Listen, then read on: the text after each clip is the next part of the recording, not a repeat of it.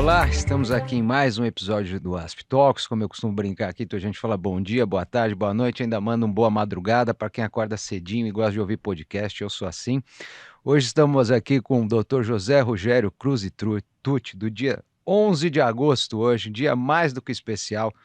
Também é uma semana que é a comemoração do seu aniversário de 70 anos, comemoração também iniciando os 200 anos da Faculdade de Direito, dos cursos de Direito no Brasil da faculdade, dia do advogado, dia do ensino jurídico e também o seu aniversário. Uma pessoa aqui que acho que emblematiza muito aqui nossa associação e a advocacia e o ensino do direito. Por quê? É um advogado exemplar, atuante, eu que tive a sorte de, desde jovem, conviver um pouco com você profissionalmente, posso fazer esse depoimento.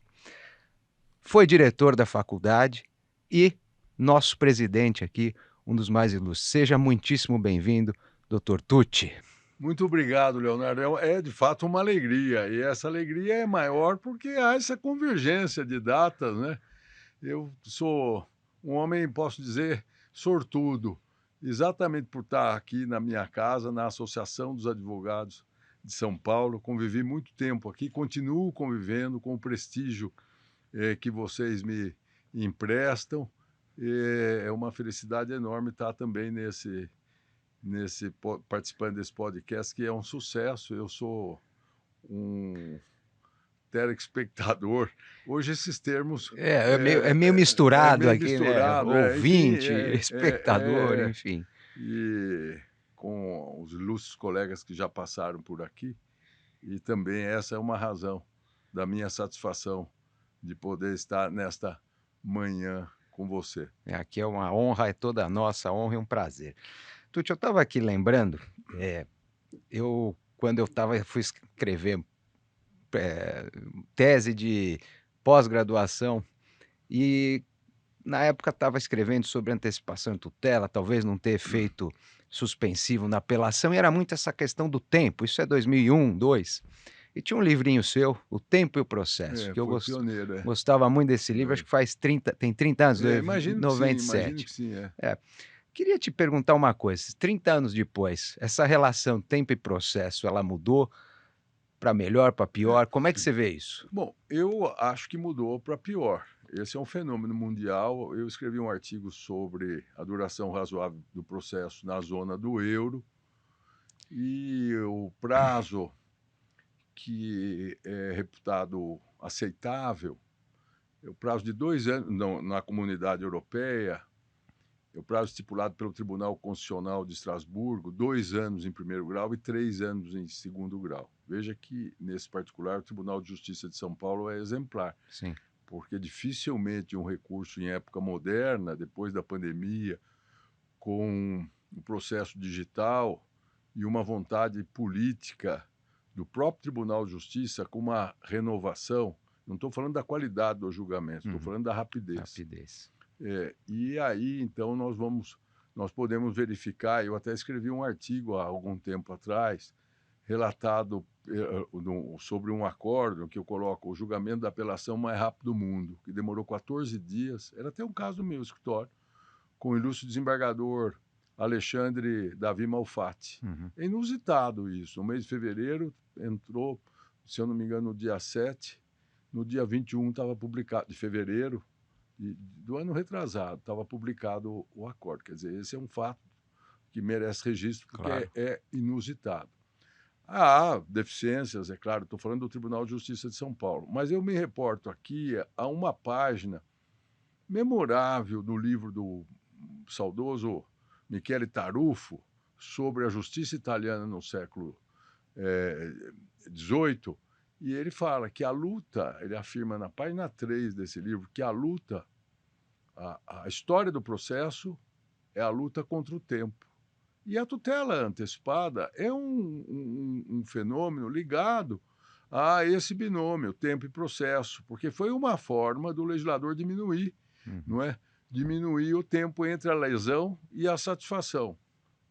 A tutela antecipada tem uma natureza jurídica da tutela cautelar, porque ela visa satisfazer enquanto dura o processo. Sem E com dúvida. isso elimina o dano de natureza processual, de indução processual. Agora, tem um detalhe que a tutela antecipada é um mal necessário, porque o processo ele é idealizado para que a cognição seja exauriente. Uhum. Quanto Sem melhor dúvida. Mais o exame do profundo. médico, claro. Agora, você ficar, como hoje, tem tutela em primeiro grau, antecipação da tutela em segundo grau, antecipação para dar efeito suspensivo ao recurso especial interposto.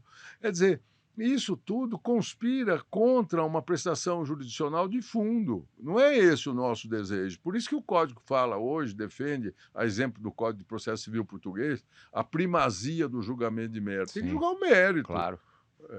É Não é? isso, né, sem dúvida.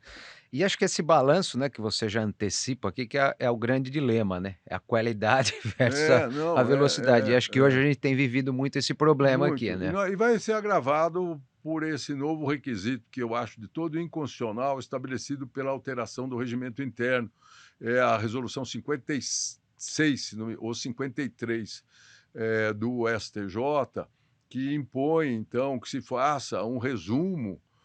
Isso não está no Código de Processo Civil, é o Claro, novo requisito do recurso especial, um resumo das razões recursais a demonstrar sem nenhum escrúpulo que esse resumo vai servir para subsidiar a inteligência artificial. E claro. aí nós vamos ter recursos especiais, doravante, ou de agravo, enfim, em recurso especial, como se fosse a maquininha do cartão de crédito. Você põe o cartão de crédito, sai do outro lado o gasto. Você vai pôr lá o resumo, vai sair do outro lado, admitido, não O admitido. inadmitido. A natureza das coisas, É. porque hoje, e o nosso querido Batoninho Marissa, hoje também o Durso coloca, em homenagem ao advogado, estampa no Instagram, que a magistratura é sempre difícil generalizar, mas eu falo da magistratura em geral.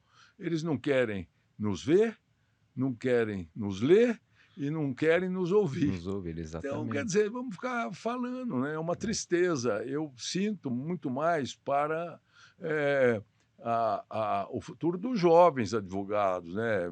Meus filhos e você que é bem mais jovem e tantos outros aí que sonham com uma advocacia mais profícua, uma advocacia de resultados melhores. E hoje, infelizmente, com o número, o grande problema é o número de processos, causas que não deveriam estar no tribunal.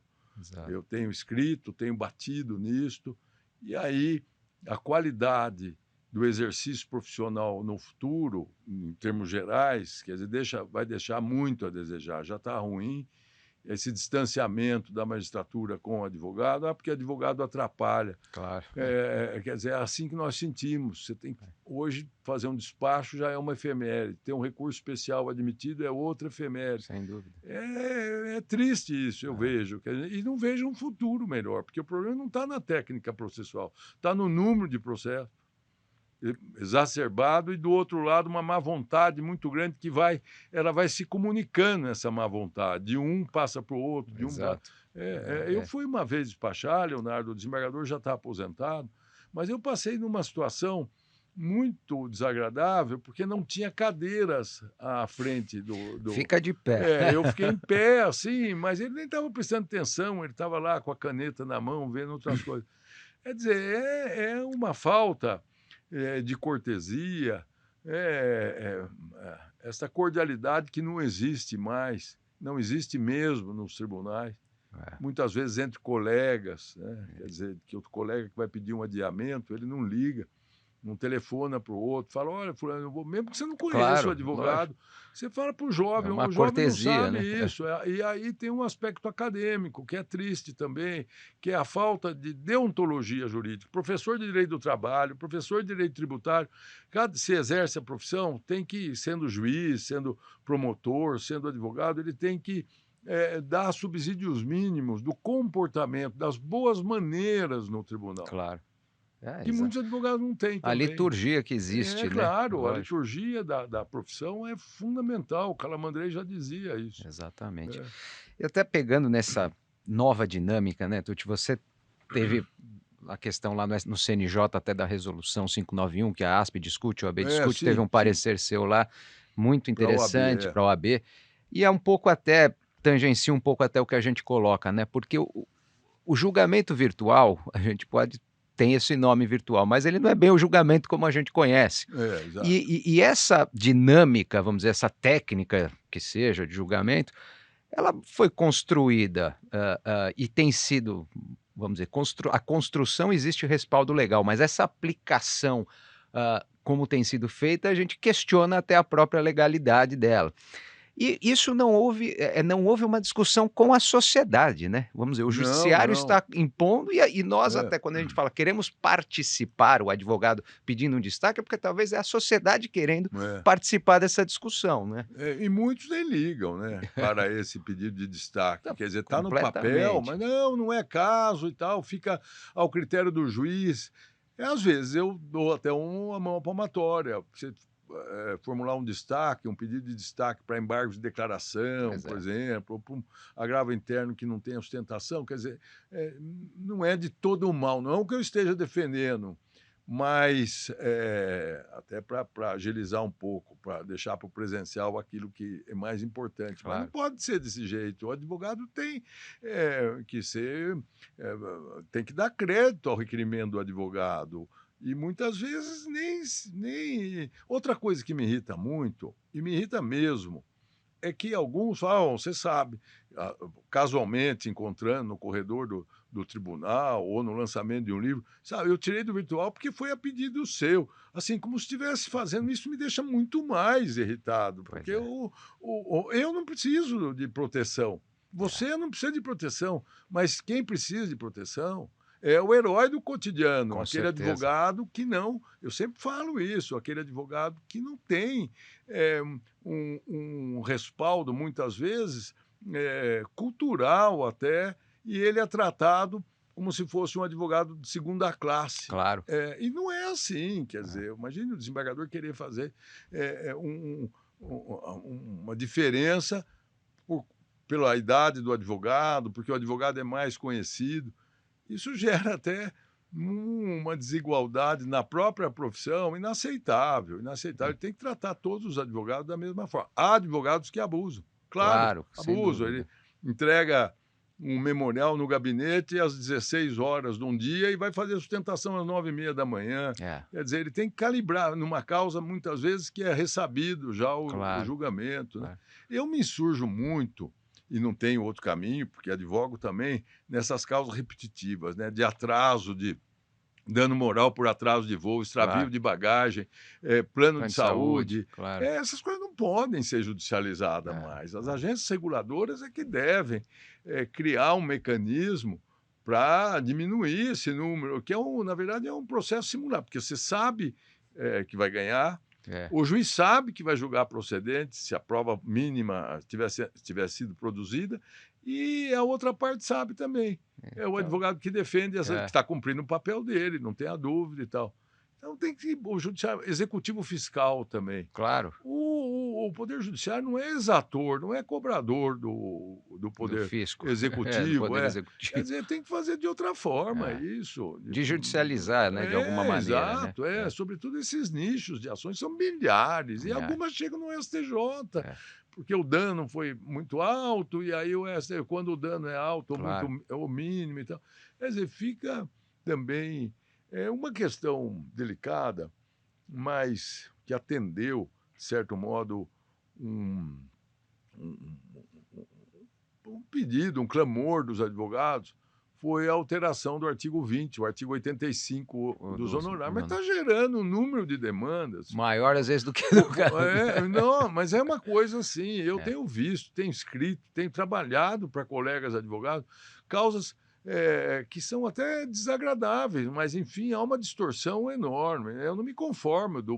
benefício que o cliente, por exemplo, numa determinada causa, venha a obter, e os honorários na própria causa são maiores do que o do que o benefício econômico do benefício. cliente. Quer dizer, Exatamente. agora o STJ está colocando as coisas no trilho, está calibrando bem, porque a base de cálculo, por exemplo, em embargos à execução, onde há uma diferença muito grande no julgamento de procedência Sim, parcial dos embargos, então eles estão mantendo o artigo 85, parágrafo 2º, os 10% no mínimo e tal, mas sobre não a diferença, sobre aquela condenação. Então, por exemplo, numa causa de 10 milhões, se os embargos acabam vingando em 8 milhões, 10% sobre a diferença, sobre 8 milhões, dá um valor, quer dizer, o credor vai receber 2 milhões e o advogado 800 mil. Mas agora é o que o STJ é meio antipático essa posição, mas é uma posição realista dentro do que acontece no processo. E aí, hoje, os 10% recaem sobre os 2 milhões, quer dizer, que foi o valor efetivo da condenação. Muitos advogados, por isso que eu disse que o tema é delicado, mas nós temos que entender que também há limites para o reconhecimento do trabalho do advogado. Sem Quer dúvida. dizer, não pode haver uma distorção desse jeito. É. Claro que eu vivo, tenho interesse, quer dizer, que os honorários sejam fixados da melhor forma possível, mas também não pode ser desse modo. Não tenha dúvida. Acho que você bem pontua duas distorções, duas disfunções do sistema, que um é essa superjudicialização em temas repetitivos, que é justamente por uma falta de enforcement das agências, né, e o poder executivo, e outra que é essa questão dos honorários, porque no fim do dia, quando a gente discute até hoje que está muito em voga a questão da litigância predatória, né, litigância abusiva, se não existisse uma sucumbência, uma expectativa de ganhar 10%, o cidadão não ia entrar com 500 ações. O presidente Loureiro aqui conta aquela história, tem uma entrega de um apartamento do Minha Casa Minha Vida. E aí já botam a tendinha para atender todo mundo, e para cada apartamento o advogado entra com uma ação para cada rachadura que tem lá dentro, porque vai dar uma sucumbência mínima em cada um. Então isso de alguma forma precisa ser consertado, né? Apesar de ser realmente um tema difícil da gente enfrentar como advogado, né? Como advogado. Difícil. E outro ponto que você levantou, que acho que é muito importante na questão do acesso do advogado, né? Como você fala, o advogado mais estabelecido, renomado, é o que menos precisa, mas lógico. O outro precisa. E agora, até a gente, quando vê essa questão você bem discutiu outro dia do fio de relevância, contando aqui do resuminho, e outro dia eu estava relembrando também, isso tudo, junto com a IA, quem tiver a melhor IA, quem tem mais dinheiro, vai conseguir operar melhor. A gente ouviu outro dia aqui de um escritório grande de advocacia contando que treinou muito bem uma super IA dele e melhorou em 20% a admissibilidade recursal. Já estamos quebrando essa igualdade. E aí né? tem o problema do talento, né? Exato. Como é que você vai distinguir agora o advogado mais talentoso daquele? Se ele souber manejar bem esses instrumentos que informam a inteligência artificial, não sei onde nós vamos parar. Minha preocupação é na universidade, né? Pois é. Porque na universidade você não consegue detectar pelos instrumentos que nós temos de proteção ao plágio, a repressão ao plágio acadêmico e tal, em qualquer idioma. A USP tem esse material que nos foi cedido pela Universidade Alemã, mas não para a Faculdade de Direito, para a USP em geral. Você não consegue detectar, porque não é copiado, né? Criado aquilo a partir E as informações imprecisas também, né? Você está contaminando agora, desembargador citando acórdão que não existe, advogado. E eu tenho receio dos incautos, aqueles que não fazem de má fé, né? Porque o que faz de má fé é lógico que merece uma repressão automática aí e tal, com ofício à OAB e tal. Mas, bom, já aconteceu nos Estados Unidos. Eu me lembro de ter comentado um caso há uns 2, 3 anos já, no Conjur, de uma ação ajuizada contra a Avianca, num voo entre El Salvador e Nova York, que o carrinho bateu no corredor do avião, bateu no joelho de um cidadão, ele entrou com a ação e depois a Avianca foi citada no 5º distrito por ordem do 5º distrito de Nova York, e aí então o advogado da Avianca suscitou uma questão dizendo que os 3 acórdãos, os 3 precedentes citados na inicial não foram encontrados, e o juiz que era fulano de tal versus Air Canadian, fulano de tal, Delta Airlines e tal, e eram 3, China Airlines. não foram encontrados. Não foram encontrados. O juiz também não encontrou aqueles precedentes. E aí convocou uma audiência e o advogado confessou que tinha utilizado o ChatGPT e que não ia nunca mais utilizar, tomou 6 meses de gancho na Bar Association lá, mas eu até acredito nisso, porque... como você falou, é um incauto. É. Eu, a primeira vez que fui testar isso, não lembro, faz tempo já, joguei, fiz uma colocação, veio um precedente, aí eu li ministro Otávio Noronha e vi a data, falei, opa, não era ministro. Inventou completamente, assim, Então, a primeira vez que eu fiz o teste. É um perigo, é um perigo. Estão aí mexendo com fogo, como eu diria. Para mim, mais velho, isso aí tira toda a satisfação, né? Os jovens, mais jovens, quer dizer, já não leem, não estudam. A doutrina, hoje acabou de sair um livro meu que tem o título exatamente criticando a doutrina, né? Processo civil autoritário e complacência da doutrina. Quer dizer, hoje eu saía da faculdade, ouvia um cliente, se fosse eu fazia civil, um pouco de tudo, até crime cheguei a fazer algumas vezes, e daí o cliente trazia uma questão contratual, eu ia no Orlando Gomes, se era direito das obrigações, né, a parte geral, no Caio Mário, se era de família, eu ia no meu professor Washington de Barros Monteiro, de quem eu tive a honra de ser aluno durante 5 anos e tal. Hoje, se eu não sei, e o advogado tem que ser muito honesto com quem o está consultando. Porque o advogado não pode dizer, não, você tem razão, não tem razão. Claro. Quando você não domina um determinado assunto, e várias vezes nós não dominamos mesmo, porque há uma dinâmica, não é possível o advogado dominar todos os temas agora mesmo estou com um problema lá que eu vou estudar hoje de usufruto e tal. Mas, enfim, o fato é que hoje você vai no site do STJ, quer dizer, de dedutivo nós passamos a consultar, a estudar de uma forma indutiva. Sim. Se você acha um acordo, meio caminho andado. Nesse meu livrinho, que saiu, como eu te disse, há um mês atrás, ou talvez menos, eu fiz uma pesquisa no site, 10 anos, de 2016 a 2026, no site da segunda sessão do Superior Tribunal de Justiça, vendo as citações. Pontes de Miranda é citado 4 vezes. 4 vezes.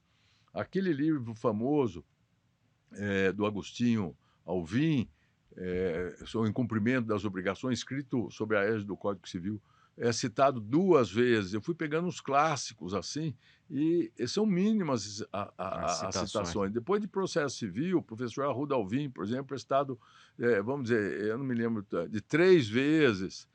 Humberto Teodoro Júnior, 8 vezes. Aí vai ver jurisprudência.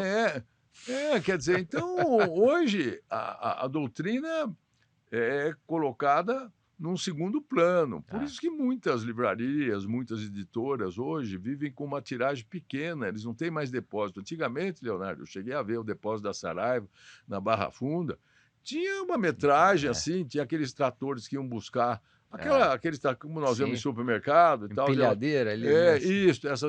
Hoje, não tem mais, porque edita 300 livros, a não ser esses manuais que são de cursinho e tudo mais, Vademecum, quer dizer, não tem mais esse armazém, é de acordo com a demanda, por isso que muitas vezes no site lá vem a entrega daqui 10 dias, porque eles imprimem. Aliás, isso se faz no estrangeiro também, eles dão um prazo para imprimir, e é interessante porque a Índia está imprimindo livros raros, eu não sei como é que fica a questão de direitos autorais, mas eu imagino, pelo tempo, que sejam livros já que expirou. Público. E assim, num valor extremamente acessível, e você percebe que aqui eles fazem um facsímile, e livros do século XIX, dos clássicos alemães, ingleses, então é interessante. Mas você fez essa observação, eu estou lembrando quando eu comecei mesmo, era livro. A gente ia estudar, escrever peça, primeiro se citava a doutrina, e aí pensava em citar uma jurisprudência. Era assim. Mas foi bom que você entrou já no tema do ensino, porque a gente aqui conversando no começo, você ia até pegando aqui os 200 anos do ensino jurídico, você ia É. contar o porquê que não foi instalado no Rio de Janeiro e eu Alguns acabei não deu para saber, então não, vamos falar ao vivo aqui, vamos falar alguns sabem, alguns sábios que conhecem a história da Faculdade de Direito da USP aqui em São Paulo também sabem, mas eu, na condição de diretor e sempre curioso para saber e tal, cheguei a escrever também sobre a origem dos cursos jurídicos. Lá se vão 200 anos, vou procurar abreviar, tendo em vista o tempo também nosso.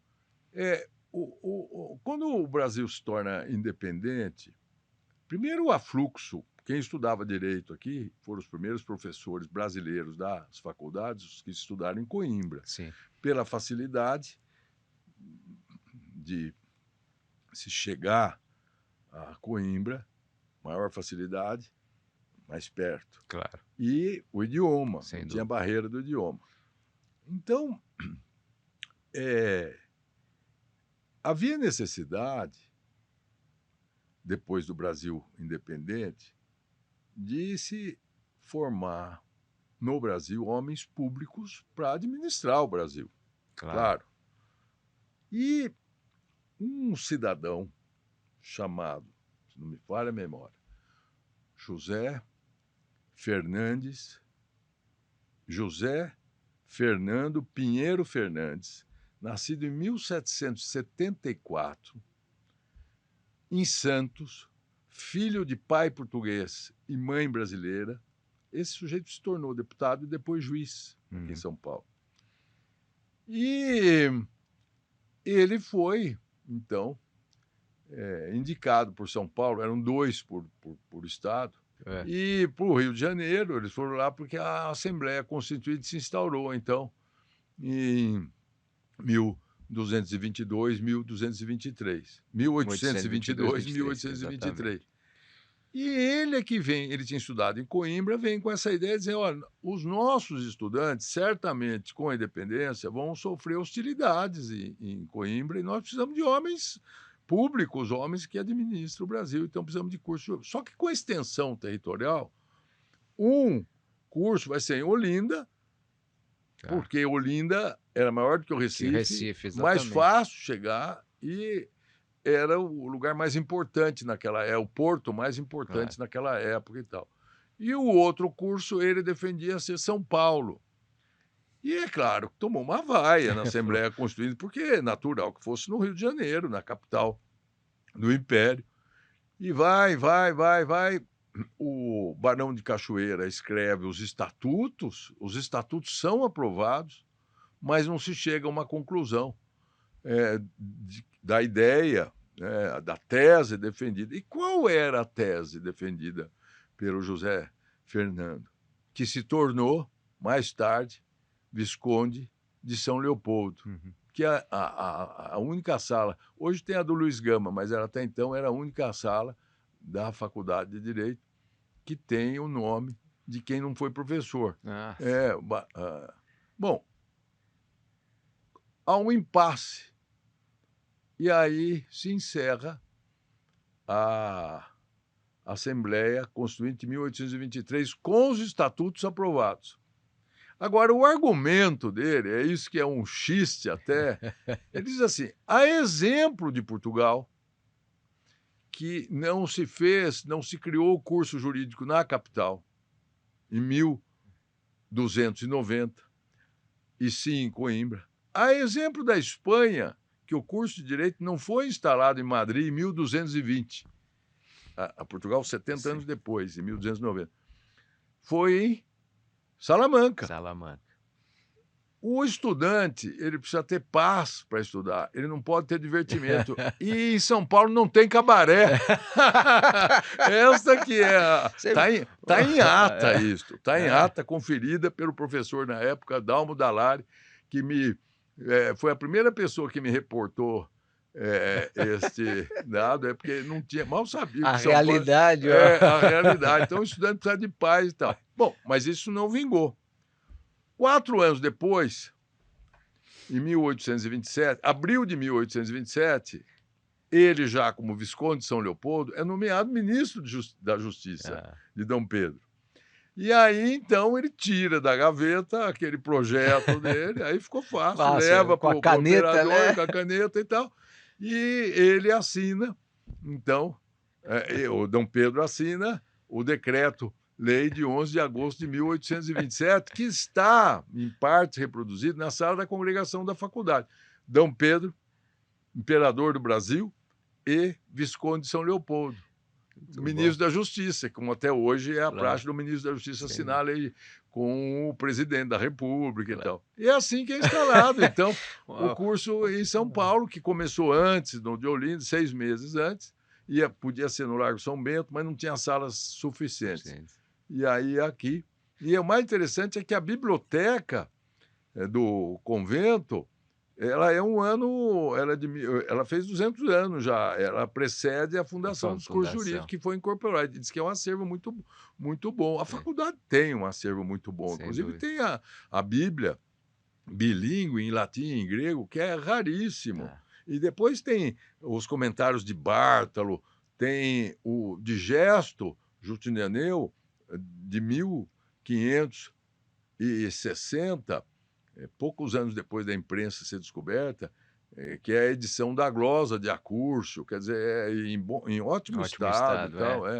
É muito. É, Isso é. precisa ser preservado e divulgado, né, Tuti? Tem Tem que sido ser. preservado. O Banco Japonês, uma época, eu falo Banco Japonês, mas não sei especificamente, deu fez uma doação muito grande para a restauração dos livros. Muito Agora bom. nós estamos com um projeto, e um projeto já bem adiantado de digitalizar todos os livros do século XIX, Tá. do acervo da faculdade. É um É acervo razoável, razoável. não é exagerado. Mas precisa ter o backup aí, né, para É. falar. Não é. É Agora é importante. interessante que a Universidade de Harvard tem mais da metade dos livros que nós vamos digitalizar. Poxa, Os livros brasileiros. olha só. É impressionante, É, né? E livros portugueses, isso livros eles. franceses, é uma É produção impressionante. francesa no auge da doutrina civilista francesa do século, É, depois do Código sem dúvida. Napoleão, do Código Civil Napoleônico. Quer dizer, os franceses foram muito, muito assim, participativo na Claro, estrutura do direito civil, com todos exatamente. aqueles autores importantes. Bom. Bom, entrando agora aí falando até um pouco, né, Tio Tuti, você que deu aula, foi professor, galgou todas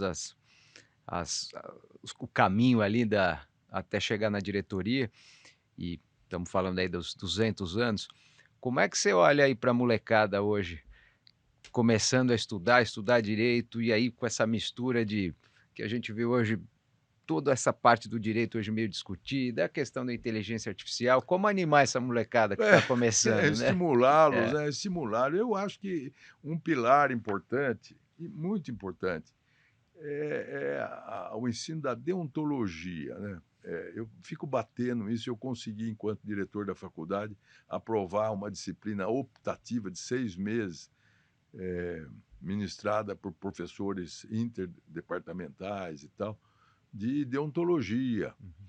E aí, cada professor deve, independentemente dessa disciplina, deve passar subsídios deontológicos para os alunos, né? A leitura é mais agradável, até hoje, para mim, e é interessante porque filho de aluno meu, filho de amigo meu, que entra na faculdade de Direito, mesmo que não seja a faculdade na PUC, na GV e tal, eu compro o livro do Calamandrei.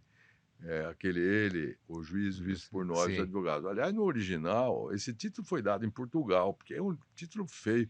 Elogio aos juízes feito por elogio ai giudici da um avvocato. Quer aham, dizer, muito mais interessante. claro, sem dúvida. E o Calamandrese, quando escreveu esse livro, na década de 30, ele escreveu, em 1926 ou 27, a primeira edição, com muito entusiasmo, entusiasmo da juventude. A última edição é de 54, o Calamandrei morreu em 56, no ano que eu nasci. E o Calamandrei, ele já, aquele sarro que ele tirava, aquele espírito assim, aquela ironia, já na quarta edição é completamente diferente. Entendi. A gente percebe ali que aquela ilusão dele, aquele refinado, já é um livro um pouco mais, eu diria, assim, entre aspas, um pouco mais grosseiro, Sim. sabe? É. Ele É o percebeu. desgaste da É um profissão. desgaste, um desgaste com o tempo que ele via também, né? E uma coisa interessante que ele fala, Leonardo, às vezes eu falo até na escola da magistratura, isto, que me honro lá com convite e tal, que eu não tenho receio, porque sempre você falando as coisas com esse espírito, sem fazer uma crítica direta, que quando merece, a gente tem que fazer também. Mas ele diz: nunca, o advogado nunca deve deixar o juiz. O advogado que defende uma tese, ele nunca pode. Não pode transparecer ao juiz que quem criou a tese foi o advogado. Sempre você tem que dar um jeito de mostrar que a tese veio do juiz, Dele, né? né? É Isso é. interessante. É. É um livro que eu sou fanático, conheço a obra dele inteira seguindo um conselho, quando eu estudei em Roma em 81 e 82, o grande professor Pugliese. Ele era um homem fisicamente baixo, mas era um monstro, era um gigante. E ele que foi meu preceptor lá, numa bolsa que eu tive a satisfação de estudar na Sapienza. Eu fiquei praticamente 2 anos em Roma, e fiz o meu doutorado lá com ele, sobre os recursos, mas do ponto de vista histórico e tal. E me tornei grande amigo. Ele veio a São Paulo 2 vezes, tenho muita saudade dele. Os dois preceptores meus, Moacir Lobo da Costa, que era um homem muito difícil, já morreu no comecinho da década de 80, no comecinho da década de 90, e aí eu passei a lecionar a cadeira de História do Processo na pós-graduação. E dei, juntamente com o professor Luiz Carlos de Azevedo, de quem eu tenho muita saudade também, e foi uma pessoa, apesar da diferença de idade, excepcional para a minha cultura. Durante 22 anos nós demos, 22 anos ininterruptos, Poxa. a história do... Ele certamente foi canonizado, eu não sei, porque nós demos 22 anos de história, um semestre, história do processo civil romano, história do processo civil canônico, porque tem um código Claro, canônico, sem dúvida, né? que é de 1982, o código canônico do João Paulo II. Depois, Da 2 onde vem o semestres. advogado do diabo, né? Isso. Né, é interessante. O sistema de prova, por É, exemplo, né, que a testemunha laica, por exemplo, faz meia prova é, só, é. semi-plena. Semi-pleno. Enquanto o padre, o clérigo, ele faz a prova plena, porque a afirmação dele tem mais valor do que o laico, né? Exatamente. É, É bom para. É interessante isso, né? Para a é, história do processo, acho que é, traz essa. Como, falando o que você até dizia lá atrás, né? Como quando a construção da base ajuda o profissional a é. ser completo e estudioso, né? Você vai para você essa base sólida que te. Então, quem não... Por isso estava falando do livro do Calamandrei, que é fundamental para entender. E agora eu tenho uma certa dificuldade para entender como é que vai melhorar a redação dos estagiários. Esse é o lado bom da inteligência artificial. Mas ela é artificial mesmo, porque não é Exatamente. a produção da mente da pessoa. Claro. Quer dizer, há uma frustração aí, que eu gostou. A satisfação de quem escreve é que você é o seu raciocínio que conduz aquele texto, um mais rebuscado, outro mais simples e tal. Agora, duas pessoas, eles alimentam mais ou menos da mesma forma, cadê o talento? Quer Pois dizer, é. o talento vai ser de alimentar. Eu estou muito É. assustado e muito decepcionado, mas não tem retorno aí. É até interessante, eu fiquei falando do Calamandrei da questão de você fazer o juiz imaginar, né, É, achar aquele que sabe. é. Pensando hoje em dia a história do prompt injection aqui, que botar as coisas para enganar a inteligência artificial, ali Você vê que ele a é um maldade. precursor. Mas você vê que a maldade. Tem um artigo também do Galgano, excepcional. O Galgano foi um dos maiores, um dos 5 maiores juristas da segunda metade do século XX, reputado. E morreu já no século XXI, acho que faz uns 8, 10 anos, e brilhou em Bolonha. Ele tem um belíssimo livro, O Negócio Jurídico, que dizem que suplanta o livro do Betti sobre este tema. O Betti escreveu muito tempo antes. e negócio jurídico. E eu, no estudo e tal, eu vi um artigo, O Contraditório e a Constituição, escrito pelo Francesco Galgano. Me chamou a atenção. É um artigo de 6 páginas. E é interessante porque é uma outra visão do contraditório, é o contraditório intramuros, entre advogado e juiz. Então, ele diz, todo estudante sai da faculdade sabendo que a jurisprudência é o produto do trabalho dos tribunais. Mas não é assim, ele diz. Quem leva as teses, sem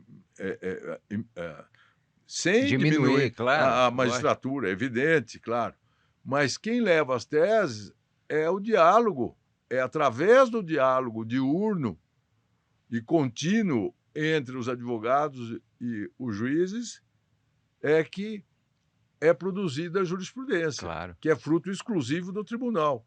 Mas os julgamentos contêm o fruto desse diálogo. É uma coisa interessante, a gente sai e fala, não, a jurisprudência é do tribunal, mas é desse contraditório interessante, do contraditório das partes que levamos. Mas você sabe, até aqui numa entrevista aqui com que é juíza e professora Renata Mota Maciel, sim, no começo falando com ela, Renata, você ali sentada na vara empresarial jovem, como é que é lidar com aqueles casos complexos? Eu estava até discutindo como um juiz ali tem pouca estrutura de apoio, enquanto os advogados que trabalham, cada um tem um exército de outros advogados. Nossa. E ela falando justamente, para mim, a facilidade está justamente por isso, que vem tanta coisa boa dos dois lados que o meu trabalho está muito facilitado. Então é muito o que você fala. Mas isto, meu caro Leonardo, isto é para quem tem vocação para julgar. Exato. Porque eu não tinha experiência nenhuma até que, há uns 20 anos atrás, chegou a minha primeira arbitragem, eu como co-árbitro. Era o professor Leães, o professor Magalhães presidindo e eu. E aí, 2 ótimos escritórios, 2 bancas excepcionais, das melhores aqui de São Paulo, defendendo os interesses opostos. Aquilo me deixava, eu brincava. Você queria tomar lá, né? Não, eu falei para o professor Magalhães numa determinada ocasião, e um assunto de construção, dificílimo e tal. Falei, professor Magalhães, então, assim, eu falei sério para ele, mas tinha ironia nisso. Eu falei, acho que eu vou empatar essa arbitragem. E falou, você não pode. Eu falei, não, eu sei. Depois eu fui aprendendo, porque isso também não é assim, é muito difícil. E hoje tira o sono meu. Imagina o juiz criminal, o juiz de área criminal. Família. Ele tem que ser, nossa, você vai dar a guarda aqui, tirar a guarda. Meu, é uma coisa assim, seria um sofrimento. Por isso que eu digo que se eu tivesse que fazer uma nova faculdade, eu faria de novo direito e seria advogado. Nunca tive oportunidade, não vou entrar em detalhes, mas de judicar. E eu nunca me interessei, porque eu acho que seria mas sinceramente, um péssimo magistrado enquanto advogado. Não que esteja me vangloriando, mas eu tenho a noção do que eu consigo fazer como advogado. Claro. E eu ponho a cabeça no travesseiro. Aí, Leonardo, vou confidenciar aqui para você uma coisa que também em sala de aula deixa uma perplexidade enorme, que eu falo que às vezes eu torço contra o cliente, né? E aí os estudantes ficam assim, muito preocupados, né? Muito preocupados, e eu explico, eu falo, uma coisa é você advogar, a outra coisa é você ter os sentimentos próprios seu, que está ligado a isso. Enfim, faz parte da natureza humana, porque você pode simpatizar com 90%. 95% dos seus clientes, mas sempre tem um chato lá. Não, e a lição do começo lá da faculdade, a diferença de direito e justiça, o certo e o justo. Tem esses pontos aí. A gente faz mais até. Diante de uma das raras situações que eu me enfrentei nessa situação, nessa perspectiva, assim, no fundo, quando, na minha intimidade, eu acabava fazendo uma torcidinha. Mas eram os casos que eu trabalhava mais. Claro, interessante. É interessante, porque você não quer confundir uma coisa com a outra, de ser desleixado. Outra coisa também é o advogado desleixado. Né? O advogado ele tem que ser um arquiteto. ele tem que ser um decor no sentido assim, ele tem que saber decorar, ele tem que ajudar o cliente. Uma vez eu fui consultado, um caso de Mato Grosso, era uma reintegração de posse e autos físicos. Eles trouxeram os 4, 5 volumes do Mato Grosso, se eu não me engano, de Campo Grande, e eu não me lembro, mas, trouxeram e eu, quando vi aquilo, falei: "Lógico que não tem liminar aqui", porque estavam aquelas plantas todas mal, É. O exibidas no juiz já olha processo, aquilo. mal é lógico, se outra coisa, se você não está convicto daquela petição que sai do seu escritório, o juiz vai estar muito Muito menos. menos, sem Então, dúvida. a primeira coisa é que você tem que se convencer. Claro que muitas vezes não é 100%, senão Lógico, você senão seria o não, melhor advogado, claro. mas no escritório de advocacia, você tem que ter um ranking desse sentido. Se você ajuiz, vamos dizer que você tem ajuizado 20 ações nesse ano e que você contestou 20 ações. O ranking, a coluna das ações que você ajuizou tem que ser maior do que a coluna Claro. do que você está. Se você ganhar contestando, está ótimo. Porque se você estiver perdendo na É, coluna das ações ajuizadas, a não você ser que seja num caso mais, num assunto mais novo e tal, claro, mas é evidente que tem alguma coisa alguma coisa errada. não está certa. É, Quem determina para o cliente, imagina você tomar uma prescrição. Quer pois é. dizer, é uma coisa que não Não, tem, é um atestado aí, a não ser que claro. seja uma matéria discutível, o Dias Ecó tem a dúvida quanto ao E aí início você da conta. discute com o cliente também antes, É, né, o exato. Agora, risco, você né. não pode, imagine, tomar uma inépcia, tomar uma Claro. carência você está com dúvida contra quem que você vai ajuizar? Ajuiza contra os 2, É porque isso aí. nunca vai No ser extinto o processo por carência. exatamente, É exatamente. claro, Muito bem. é. Tuti, eu vou para uma última pergunta, que é daquela É última uma pena, né, é uma uma pena. pena, mas eu vou para aquela casinha, terceira casinha que eu falei no começo, que é tratar de associativismo e, obviamente, associação. A gente, tenta aqui várias vezes aqui no podcast, a gente tenta falar da necessidade da relevância da sociedade civil, né. Eu até brinco aqui algumas vezes, eu falo que se discute demais, se fala demais em reduzir o tamanho do Estado, eu falo que na verdade a gente tem que talvez aumentar a sociedade civil, que é o Estado diminui Exato, é. proporcionalmente. Então a gente vê às vezes hoje uma dificuldade em engatar o pessoal mais jovem, trazer aqui para gente, dizer a razão de ser do associativismo, incentivar o pessoal. E eu acho que você que lidou com tantos jovens, aqui foi líder, tá aqui, está lá na Fiesp, é uma pessoa sempre envolvida na sociedade civil. Eu queria ouvir um pouco É você bom, sobre isso. é assim também, nós temos que quando nós falamos em sociedade civil, nós estamos falando numa, de uma forma assimétrica, quer dizer, a sociedade civil é vista assimetricamente. O que é o seguinte, são várias faixas, o que eu vejo, é uma falta de interesse em movimentos hoje que reclamam uma presença maior da sociedade civil. Por exemplo, nós estamos passando uma crise aqui no Brasil, especialmente, inclusive, no judiciário, e a sociedade civil absolutamente inerte. Eu lembro que os grandes movimentos no Brasil no passado tiveram uma participação e foram, assim, decididos pelo protagonismo da Claro, sociedade civil. Eu vejo que os jovens são outras formas de magnetizar, outras formas de determinar o interesse, de fomentar o interesse dos jovens. Eu confesso que eu passei, na década de 90, a melhor a fase que eu diria mais, alegre da minha vida com o convívio aqui na associação. E nós fazíamos, dentro dos limites daquela época, tudo para atrair os jovens a partir, dos serviços prestados e tudo mais. E eu vejo que a associação continua, vão mudando os presidentes, as diretorias, mas é uma união muito, nós temos um espírito aqui associativo muito grande. Eu não saberia dizer como é que os jovens hoje esse segmento da sociedade civil podem ser atraídos. São os serviços prestados, né? Os serviços são muitos hoje. A associação está assim, de vento em popa com o que tem sido anunciado. Cada dia há uma nova, um novo evento, uma ferramenta nova. Quer dizer, foi, nós partimos da década de 90 até esse momento em que vivemos, quer dizer, é uma evolução assim monumental, com essas certificações, com os cursos, É. é uma coisa fantástica, quer dizer.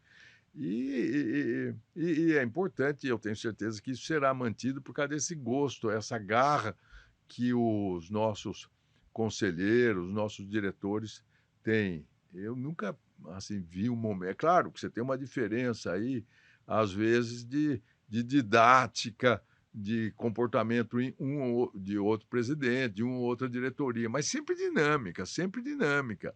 Agora, em termos gerais, falando de uma sociedade civil em três estamentos, mesmo essa assimetria e tal, precisa saber para qual finalidade, né? Eu fico vendo dentro da universidade, participei 8 anos do conselho universitário, 4 anos como representante da congregação e depois 4 anos como diretor. O convívio é maravilhoso, porque ali você aprende Uhum. tudo, os problemas da universidade, os problemas de mais do que uma cidade, é um microestado ali, porque nós temos campos em todo lugar, Lógico, com é. mazelas, poucas, mas existe também, da natureza até humana. Depois você tem problemas mais sérios entre professor, a ideologia Claro. ali. Assim, eu não tenho uma ideia definida sobre a participação da sociedade civil, mas nos grandes acontecimentos, mas o que eu acho é que é uma sociedade civil engessada, uma sociedade civil anestesiada, não vejo o interesse de participação. Há também, Leonardo, uma coisa que nós não podemos esquecer, que não é ligada à atividade jurídica, mas mas à vida social nossa. Há um endividamento muito grande do É brasileiro. Eu tenho verdade. acompanhado, porque faço parte do Conselho Jurídico da Fiesp, e é claro que participo de outros eventos lá. Então, é uma coisa muito grave esse endividamento e a Betis também. Isso é É um uma novo. coisa que compromete, É, nós não sabemos a dimensão e fala: porque vai arrecadar tributos. Não arrecada dessa pois forma, é. não. É uma coisa porque você, quando tem o jogo num cassino, você vai ao cassino. Tem uma barreira S psicológica, Você tem física, que, né. dependendo do lugar, você tem que pôr É, uma roupa melhor, dependendo, tem limites e é, tal. Você faz 24 horas por dia uma é, aposta por celular, pela televisão. Então isso, para o brasileiro, tem sido um problemaço até para o é. brasileiro. Eu disse que não tem a ver com a nossa Não, mas atividade, mas já que é a você tocou realidade na social, sociedade civil, então esse endividamento, que os juros altíssimos e tal, enfim, isso é uma coisa que foge propriamente à à a atividade da Associação dos Advogados, mas é um problema social muito grande. claro. Agora nós vamos ter que enfrentar aí, voltando, essas questões do judiciário, porque se deixar desse jeito, daqui a pouco nós, advogados, não vamos ter voz em nenhum lugar. Quer dizer, é impressionante isso, como É. é que pode, por resolução, assim, pelo CNJ, que muitas vezes acaba prestando também um serviço que, sem ouvir ninguém. Tem muita coisa boa, as metas que É, exigiram. essa Quando eu parte atribuí aquele sucesso estatística ao e tudo Tribunal de mais, Justiça claro, de São Paulo, isso fazia parte das metas. sim. Mas eu vejo também um default na jurisdição nossa, porque essas metas foram muito bem traçadas para os tribunais, que são 84, os Uhum. tribunais de segundo grau no Brasil. Portugal são 5, hein. Então É você vai falar é precedente judicial no pois Brasil, eu é, dou risada. é. Como é que pode ter a uniformidade É com esse número impossível. mas essas metas não atingem os tribunais superiores. Superiores. Isso que eu acho que É, assim, é uma premissa que eu não consigo entender. é. Eu sei que tem ministro, sem nomear e tal, que tem mais de 10.000 processos. Quer dizer, eu É. me lembro. E o exemplo tem que vir de cima, não é isso? Não, então, você nunca sabe, nunca, não tem É, noção de quando vai ser julgado, não tem, e claro. ficam lá processos. Às vezes vem uma intimação, que é uma intimação que é muito desagradável, tanto para quem emite, para quem recebe, que é assim: Manifeste a parte se ainda tem interesse É no uma julgamento do vergonha, isso recurso é especial. Isso é denegação de justiça. Não essa pode ser quer do ganhar pelo tribunal, não cansaço, pode né. vir do Tribunal da Cidadania uma intimação É, dessa, quer dizer, como quem quer dizer, pô, é aquela história, o cai no esquecimento, sabe, é. o Será que você processo fica esqueceu aqui, né. quer dizer, pô, é uma tristeza, pô, É, uma tristeza. infelizmente. É, Mas esse aspecto a gente está tentando lutar e é, sabemos que podemos contar com você e sem outros dúvida. mais nessa É. luta difícil, mas quem sabe a gente consiga melhorar.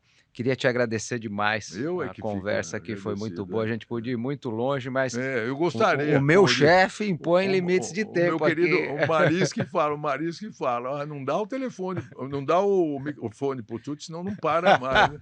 É, Mas é isso aí, é muita história, muita coisa para contar e é, como eu falei, a gente tem frentes diferentes, você tem muita coisa para contar para é. gente, e eu fiquei pessoalmente feliz de você ter topado, É, mais imagine, feliz da coincidência do dia e mais feliz muito, ainda muito. por estar na semana do teu aniversário, É, de uma data especial, 70, 70 né. anos. É, É muito fazer o bem. quê? Chega lá, né. É isso aí. Muito obrigado, viu, Imagina, Tuti. eu que agradeço muito, agradeço de coração mesmo, você não sabe como me faz bem, participar desse podcast. Acho, assim, estou muito feliz. Eu É também tô. um presente grande. Eu também tô de te ter e de te ouvir isso mais ainda. Muito obrigado a todos, até a próxima. É isso aí.